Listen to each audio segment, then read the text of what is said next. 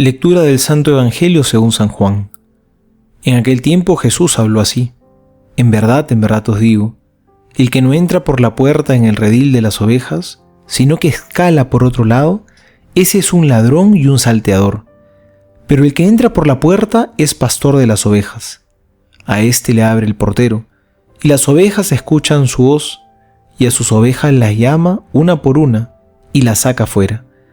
Cuando ha sacado todas las suyas, va delante de ellas, y las ovejas le siguen, porque conocen su voz. Pero no seguirán a un extraño, sino que huirán de él, porque no conocen la voz de los extraños. Jesús les dijo esta parábola, pero ellos no comprendieron lo que les hablaba. Entonces Jesús les dijo de nuevo: en verdad os digo, yo soy la puerta de las ovejas. Todos los que han venido delante de mí son ladrones y salteadores, pero las ovejas no los escucharon. Yo soy la puerta. Si uno entra por mí, estará a salvo. Entrará y saldrá y encontrará pasto. El ladrón no viene más que a robar, matar y destruir. Yo he venido para que tengan vida y la tengan en abundancia. Palabra del Señor. Gloria a ti, Señor Jesús. En este pasaje el Señor no nos va a hablar tanto del pastor, sino que nos va a hablar de la puerta. Los verdaderos pastores pasan por la puerta, pero el ladrón no, sino que se salta la cerca. Cristo es esa única puerta, y todos aquellos que tengan una misión de guiar tienen que pasar por Cristo, que es la puerta. Lo decía Jesús en alusión a los fariseos, que querían hacerse guías del pueblo, pero la gente no lo seguía, porque ellos no le creían a Jesús, no querían pasar por la puerta, sino que se saltaban la cerca. Todos nosotros también estamos llamados a pasar por la puerta, que es Cristo. A veces queremos inventarnos otras puertas, otros caminos para alcanzar la felicidad. A veces, como nos dice otro pasaje del Evangelio, el camino que conduce a la vida es estrecho y la puerta angosta. A veces queremos buscar una puerta más cómoda, que se ajuste a nuestros gustos, a nuestras medidas, a nuestro parecer. Cuánto quisiéramos que Dios se ajuste a nuestra medida, pero es al revés. El Señor nos invita a que nosotros seamos los que nos ajustemos a Él, que nos convirtamos, que hagamos lo mejor que podamos. Pero solo Jesús es el camino, la verdad y la vida. Fuera de Cristo no hay otro que pueda salvarnos. Soy el Padre Juan José Paniagua y les doy a todos mi bendición en el nombre del Padre y del Hijo y del Espíritu Santo. Amén.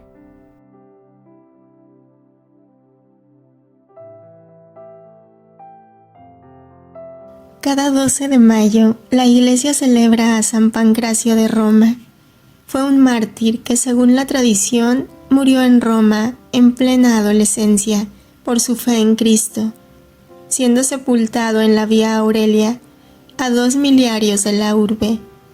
El Papa San Símaco levantó una célebre basílica con su sepulcro y el Papa San Gregorio I Magno convocaba a menudo al pueblo en torno al mismo sepulcro para que recibieran el testimonio del verdadero amor cristiano. San Pancracio, ruega por el reino. Comentarios y meditaciones desde la tradición de la Iglesia. Santo Tomás de Aquino. Sobre el Evangelio de San Juan. Hay un camino de salvación. Quien entre por mí se salvará. Yo soy el buen pastor. Es evidente que el oficio de pastor compete a Cristo, pues de la misma manera que el rebaño es guiado y alimentado por el pastor, así Cristo alimenta a los fieles espiritualmente y también con su cuerpo y su sangre. Andabais descarriados como ovejas, dice el apóstol, pero ahora habéis vuelto al pastor y guardián de vuestras vidas. Pero ya que Cristo, por una parte, afirma que el pastor entra por la puerta y en otro lugar dice que Él es la puerta, y aquí añade que Él es el pastor, debe concluirse de todo ello que Cristo entra por sí mismo. Y es cierto que Cristo entra por sí mismo, pues Él se manifiesta a sí mismo. y por sí mismo conoce al Padre. Nosotros, en cambio, entramos por Él, después por Él alcanzamos la felicidad. Pero fíjate bien, nadie que no sea Él es puerta, porque nadie sino Él es luz verdadera, a no ser por participación. No era Él, es decir, Juan Bautista, la luz, sino testigo de la luz. De Cristo, en cambio, se dice, era la luz verdadera, que alumbra a todo hombre. Por ello, de nadie puede decirse que sea puerta. Esta cualidad, Cristo se la reservó para sí. El oficio, en cambio, de pastor, lo dio también a otros, y quiso que lo tuvieran sus miembros. Por ello, Pedro fue pastor, y pastores fueron también los otros apóstoles, y son pastores todos los buenos obispos. Os daré, dice la Escritura, pastores según mi corazón. Pero aunque los prelados de la Iglesia, que también son hijos, sean todos llamados pastores, sin embargo, el Señor dice en singular, yo soy el buen pastor. Con ello quiere estimular a la caridad, insinuándoles que nadie puede ser buen pastor si no llega a ser una sola cosa con Cristo por la caridad y se convierte en miembro del verdadero pastor. El deber del buen pastor es la caridad. Por eso dice, el buen pastor da la vida por las ovejas. Conviene pues distinguir entre el buen pastor y el mal pastor. El buen pastor es aquel que busca el bien de sus ovejas. En cambio, el mal pastor es el que persigue su propio bien. A los pastores que apacientan los rebaños de ovejas no se les exige exponer su propia vida a la muerte por el bien de su rebaño, pero en cambio el pastor espiritual sí que debe renunciar a su vida corporal ante el peligro de sus ovejas, porque la salvación espiritual del rebaño es de más precio que la vida corporal del pastor. Es esto precisamente lo que afirma el Señor. El buen pastor da la vida del cuerpo, por las ovejas, es decir, por las que son suyas por razón de su autoridad y de su amor. Ambas cosas se requieren, que las ovejas le pertenezcan y que las ame, pues lo primero sin lo segundo no sería suficiente. De este proceder, Cristo nos dio ejemplo. Si Cristo dio su vida por nosotros, también nosotros debemos dar nuestra vida por los hermanos.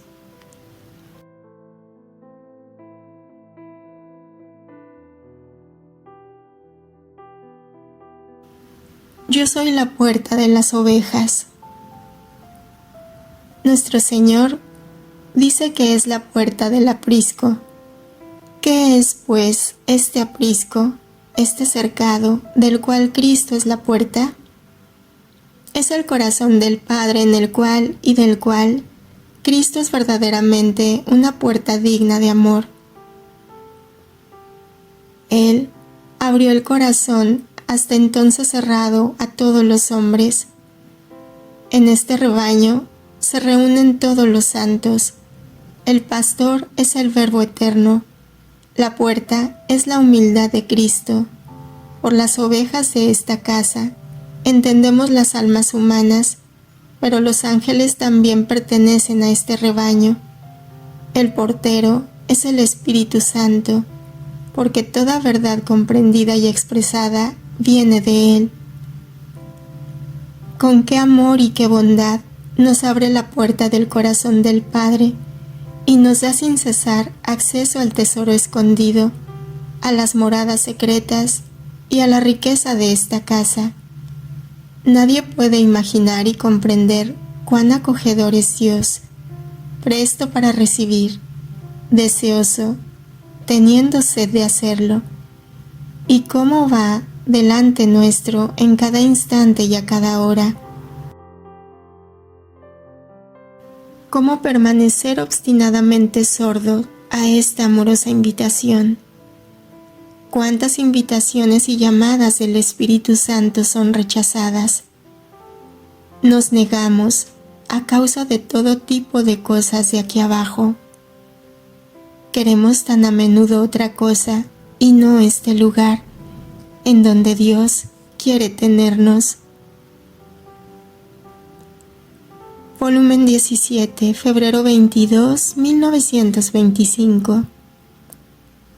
Hija mía, cómo me hiere el corazón la oración de quien busca solo mi querer.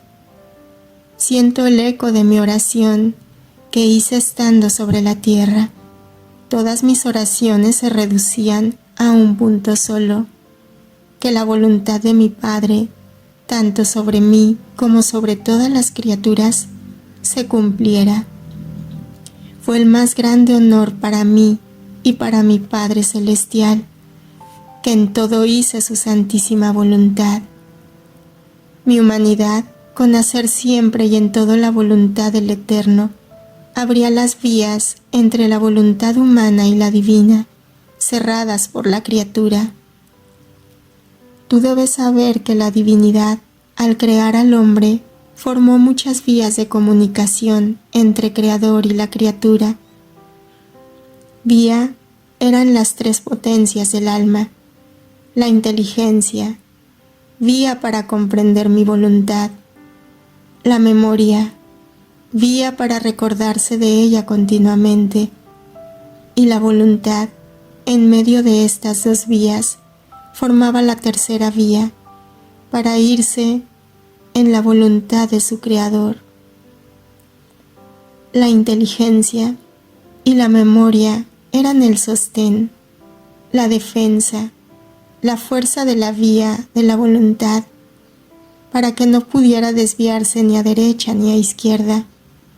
Vía era el ojo, para que pudiera ver las bellezas, las riquezas que hay en mi voluntad. Vía era el oído, para que pudiera escuchar las llamadas, las armonías que hay en ella. Vía era la palabra, en la cual pudiera recibir mi continuo desahogo de mi palabra fiat y los bienes que mi fiat contiene. Vía eran las manos, que elevándolas en sus obras en mi voluntad, hubiera llegado a unificar sus obras a las obras de su Creador. Vía eran los pies, para seguir los pasos de mi querer. Vía era el corazón, los deseos, los afectos, para llenarse del amor de mi voluntad y reposarse en ella. Mira entonces cuántas vías hay en la criatura para venir en mi voluntad, siempre y cuando la quiera. Todas las vías estaban abiertas entre Dios y el hombre, y en virtud de nuestra voluntad, nuestros bienes eran suyos. Además, eran nuestro Hijo, imagen nuestra, obra salida de nuestras manos y del aliento ardiente de nuestro seno. Pero la voluntad humana, ingrata, no quiso gozar de los derechos que nosotros le dimos sobre nuestros bienes, y no queriendo hacer nuestra voluntad, hizo la suya, y haciendo la suya, formó las barreras y los muros en todos esos caminos, y se restringió en el mísero cerco de su voluntad. Perdió la nuestra y anduvo errante en el exilio de sus pasiones, de sus debilidades, bajo un cielo tenebroso, cargado de rayos y de tempestades. Pobre hijo, en medio de tantos males queridos por él mismo.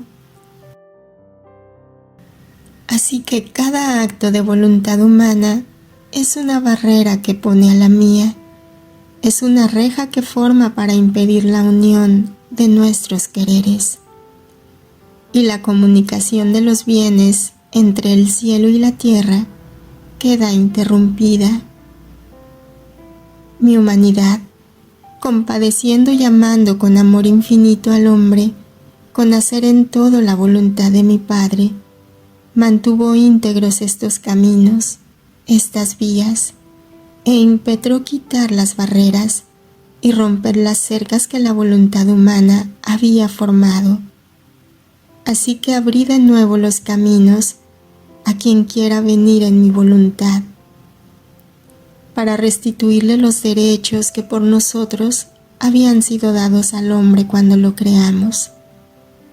Las vías son necesarias para facilitar el camino, son medios para poder frecuentemente hacer una visita a su propia patria celestial, y conociendo cuán bella es su patria, cuán feliz se está en ella, la ame y aspire a tomar la posesión y viva desapegado del exilio de acá abajo.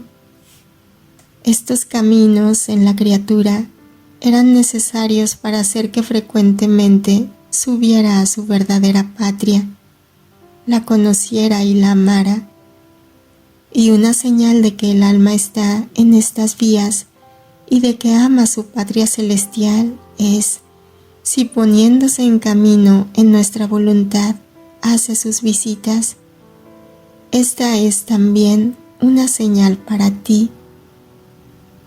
¿No recuerdas cuántas veces tomabas el camino del cielo y penetrabas en las regiones celestiales, y haciendo tu breve visita, mi querer te hacía descender de nuevo al exilio, y tú, amando la patria, el exilio te parecía feo y casi insoportable? Este amar la patria y sentir la amargura de vivir en el exilio es una buena señal para ti, que la patria es tuya. Mira, también en las cosas bajas de este mundo sucede igual. Si uno tiene una gran posesión, se forma el camino para ir frecuentemente a visitarla, gozarla y tomar los bienes que hay en ella. Y mientras la visita, la ama y se la lleva en su propio corazón.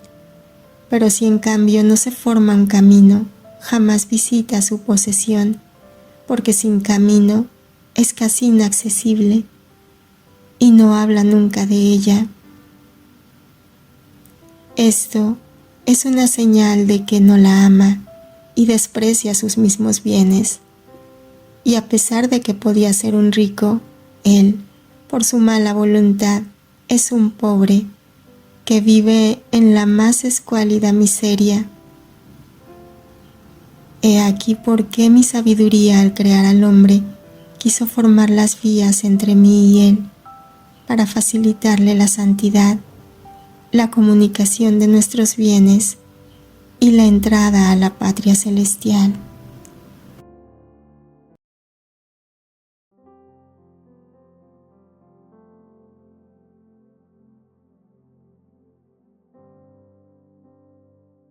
Yo he venido para que tengan vida y la tengan en abundancia. Toda la carga histórica de la imagen del pastor se recoge aquí, purificada y llevada a su pleno significado. Destacan sobre todo 4 elementos fundamentales. El ladrón viene para robar, matar y hacer estragos. Ve las ovejas como algo de su propiedad, que posee y aprovecha para sí. Solo le importa él mismo. Todo existe solo para él. Al contrario, el verdadero pastor no quita la vida, sino que la da. Yo he venido para que tengan vida y la tengan en abundancia. Esta es la gran promesa de Jesús, dar vida en abundancia. Todo hombre desea la vida en abundancia. Pero, ¿qué es? ¿En qué consiste la vida? ¿Dónde la encontramos? ¿Cuándo y cómo tenemos vida en abundancia? ¿Es cuando vivimos como el hijo pródigo, derrochando toda la dote de Dios? ¿Cuando vivimos como el ladrón y el salteador tomando todo para nosotros? Jesús promete que mostrará a las ovejas los pastos, aquellos de lo que viven, que las conducirá realmente a las fuentes de la vida. Podemos escuchar aquí, como en un eco, las palabras del Salmo 23.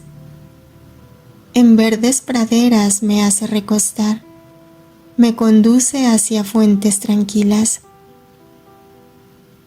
Preparas una mesa ante mí.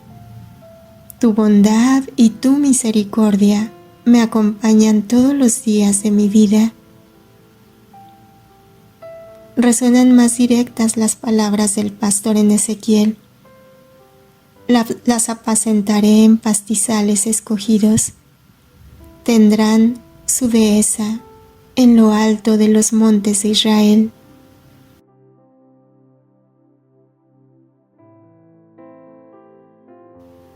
Volumen 32, abril 29, 1933. Hija mía, el vivir fuera de mi divina voluntad es vivir sin la conexión de la vida divina, apartada del cielo, como si no tuviera conocimiento, amistad, relación con su Padre Celestial. Se puede decir que mientras sabe que tiene Padre, pero no lo conoce, vive como lejano y por eso no participa en sus bienes divinos, mucho más que en cada acto de voluntad humana que hace, siempre toma tierra y a ésta conoce y ama y participa a las infelicidades que produce el terreno que va adquiriendo con sus actos humanos. Así que la voluntad humana sin la conexión con la divina sabe producir mucha tierra, la que siembra pasiones, espinas, pecados y recoge miserias, tristezas que la amargan la vida. Por eso, cada acto de voluntad humana no hace otra cosa que tomar un poco de tierra. En cambio, cada acto que hace de mi voluntad, la criatura pierde el terreno humano y adquiere el terreno del cielo. Por eso, a cada acto que va haciendo del querer divino, toma cielo y va engrandeciendo sus propiedades celestiales, y yo mismo le suministro la semilla, y haciéndome agricultor celestial, siembro junto con ella las más bellas virtudes, y ahí formo mi habitación, mi refugio, mis delicias, y no encuentro diferencia en estarme en el cielo junto con los santos en las regiones celestiales, o estarme en el cielo de esta criatura. Es más, siento más placer en estarme en el cielo de la voluntad humana en la tierra, por la razón de que en él tengo que trabajar para poder engrandecer de más este cielo. Así que puedo hacer nuevas adquisiciones, recibir nuevo amor. Y el trabajo, si bien es sacrificio, pero tiene virtud de producir nuevas invenciones, nuevas bellezas, nuevas artes. Es del trabajo de donde surgen las cosas más estrepitosas, las ciencias más altas y profundas. Y yo, que entiendo de todas las artes, de todas las ciencias, trabajo en este cielo y en él formo los trabajos más bellos, las invenciones más artísticas y nuevas, y comunico las ciencias más altas y profundas. Así que ahora me hago maestro y enseño las ciencias más sublimes, ahora artífice y formo las estatuas vivas en este cielo. Ahora la hago de agricultor y mis manos creadoras cambian, transforman el pequeño terreno de la criatura en cielo. Siento gran placer en usar todas las artes y me divierto, porque ahora hago un trabajo y ahora otro. Ahora invento cosas nuevas y las novedades llevan siempre más placer, más gusto y más gloria. y estos cielos terrestres servirán también de nueva sorpresa y contento a toda la corte celestial.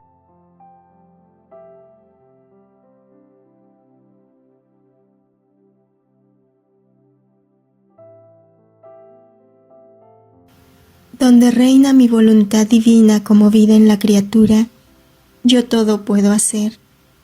Ella se vuelve en mis manos materia prima para poder desarrollar mis trabajos divinos, y para mí el poder trabajar es la cosa más agradable, es el reposo más dulce. Parece que se alternan juntos trabajo y reposo. Ahora, en el cielo, en mi patria celestial, no hay trabajos, ni por parte mía, ni por parte de las criaturas. Quien entra en aquellas regiones celestiales, pone su basta y se dice a sí misma: mi trabajo ha terminado, lo que he hecho está hecho. No puedo agregar ni siquiera una coma de más a mi trabajo, a mi santidad. Y yo no puedo hacer nuevas conquistas en sus almas, porque la muerte dice confirmación. No pueden hacer un paso más adelante.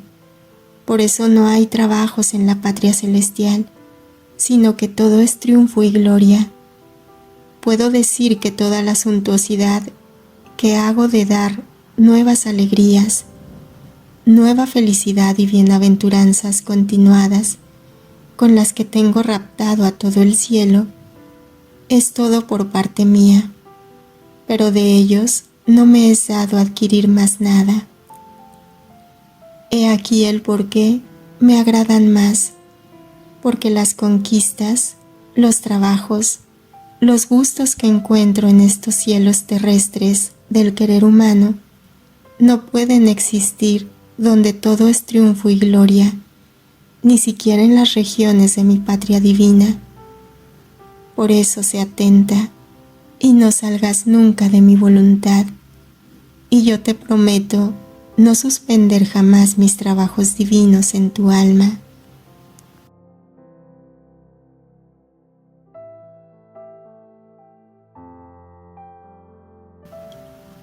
Él va llamando a sus ovejas por el nombre y las saca fuera, y las ovejas lo siguen porque conocen su voz.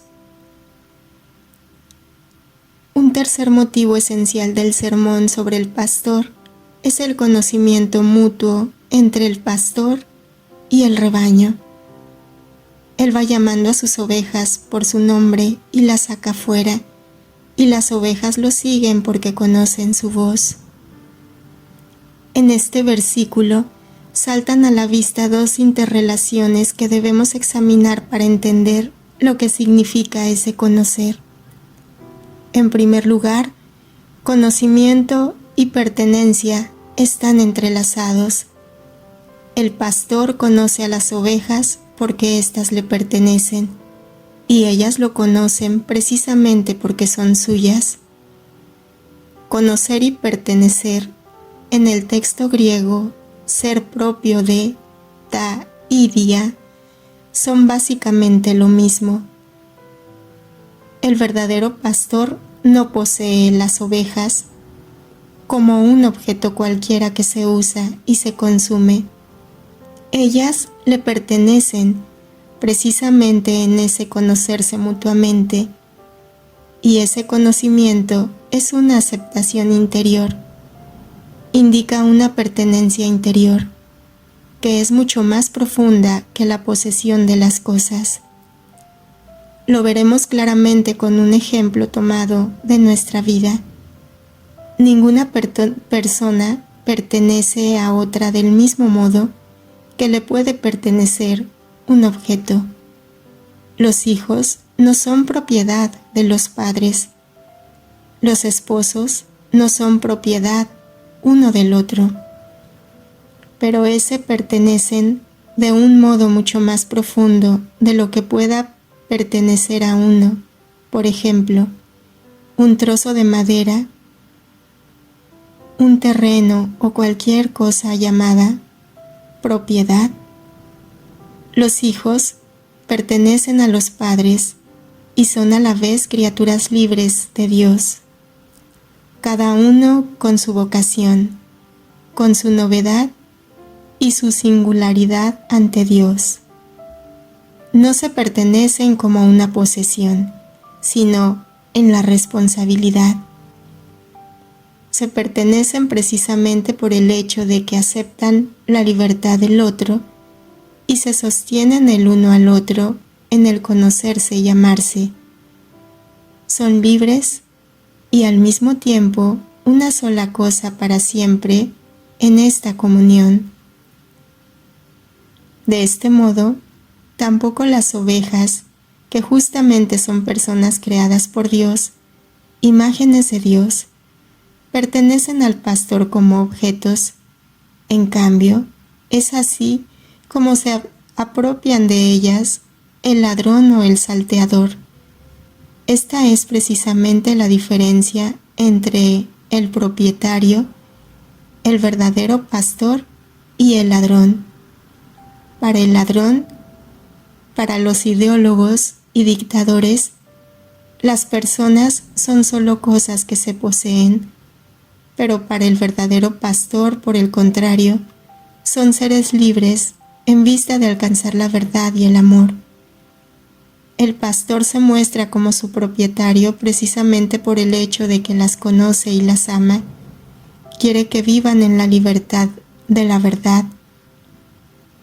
Pertenecen mediante la unidad del conocerse, en la comunión de la verdad, que es Él mismo. Precisamente por eso, no se aprovecha de ellas, sino que entrega su vida por ellas.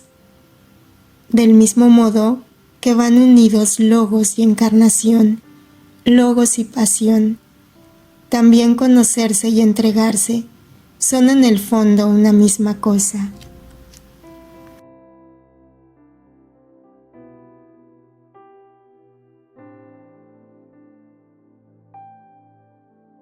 Volumen 32, agosto 13, 1933. Hija mía, ¿quieres saber qué significa ser y vivir en mi voluntad divina? Conocer dónde se encuentra, con quién tiene que hacer, qué puede recibir, no olvidar el bien que ha recibido.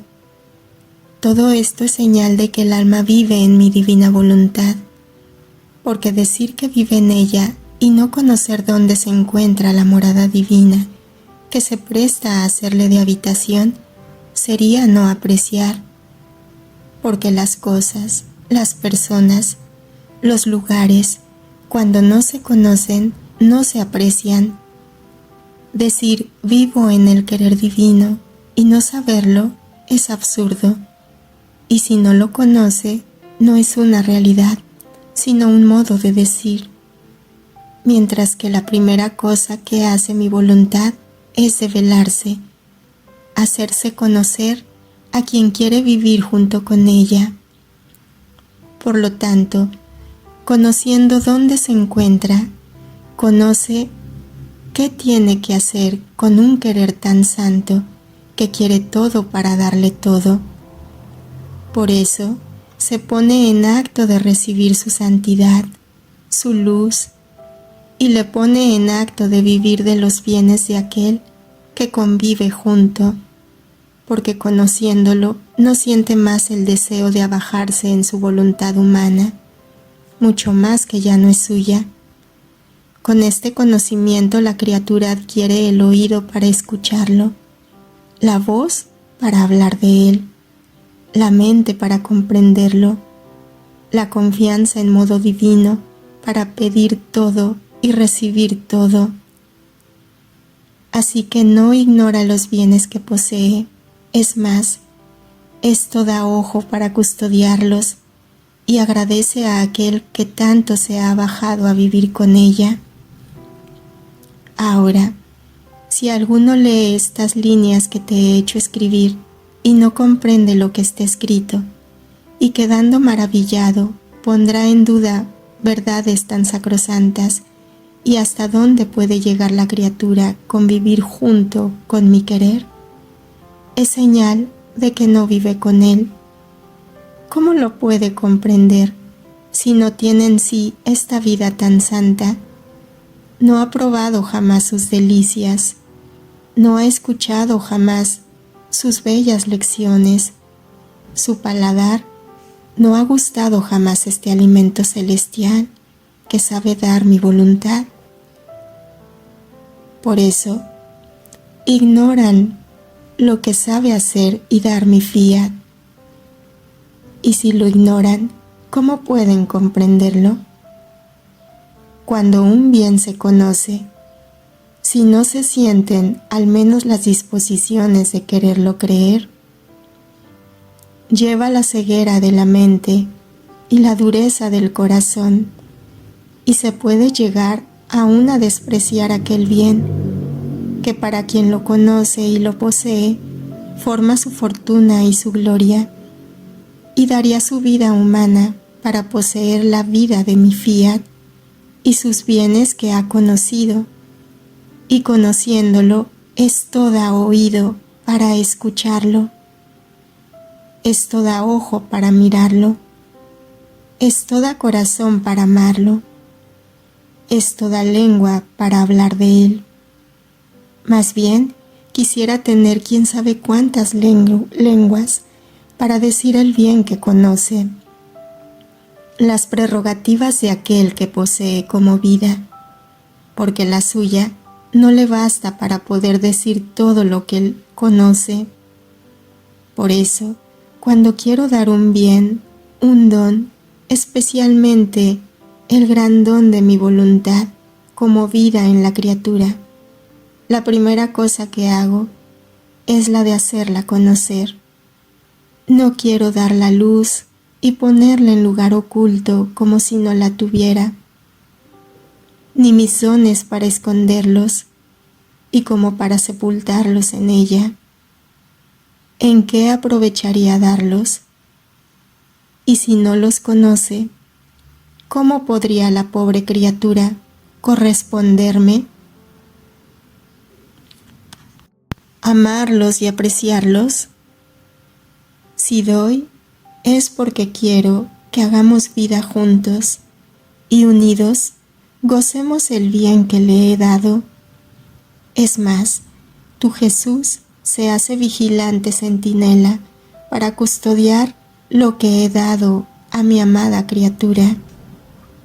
Así que conocer significa poseer. Poseer significa conocer. Para quien no conoce, las verdades se vuelven difíciles y sin vida. Por lo tanto, se atenta y goza lo que tu Jesús te ha dado y hecho conocer.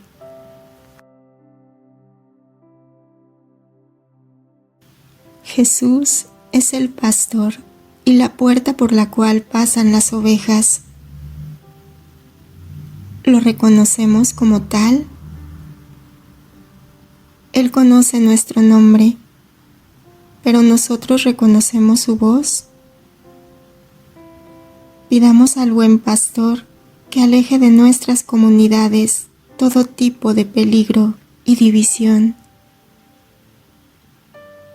Gloria al Padre, al Hijo y al Espíritu Santo, como era en el principio, ahora y siempre, por los siglos de los siglos. Amén. Ven, divina voluntad, ven a reinar en nosotros. Fiat.